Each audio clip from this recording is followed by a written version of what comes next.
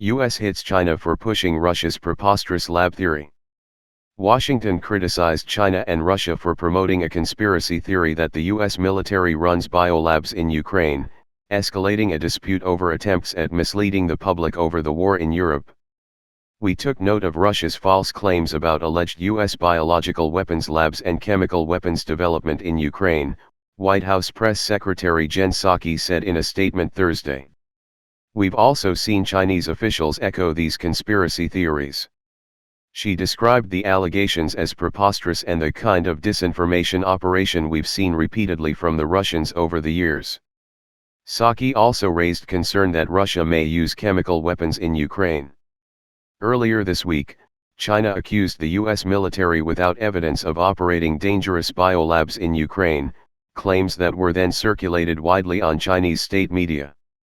The comments mirrored the diversion tactics Chinese diplomats previously used when questioned about the origins of COVID-19, and again referenced Fort Detrick in the U.S. state of Maryland, which the Soviet Union falsely claimed in the 1980s was the source of the virus that causes AIDS.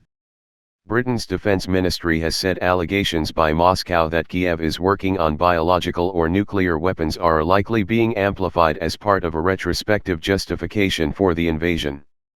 When pressed during a Senate hearing Tuesday about the theories, Victoria Nuland, Under-Secretary of State for Political Affairs, said that Washington was working with Kyiv to prevent materials from Ukraine's biological research facilities from falling into Russian hands.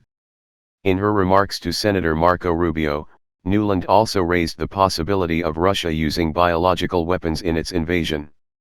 There is no doubt in my mind, Senator, and it is classic Russian technique to blame on the other guy what they're planning to do themselves, she said. Since 1991, a unit of the U.S. Department of Defense has cooperated with former satellites of the Soviet Union, including Ukraine, to secure and take apart weapons of mass destruction that have been left behind.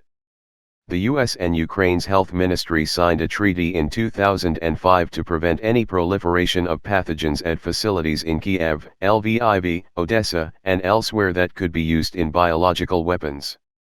Psaki said in the statement that the U.S. complies with international treaties on chemical and biological weapons, and does not develop or possess such weapons anywhere.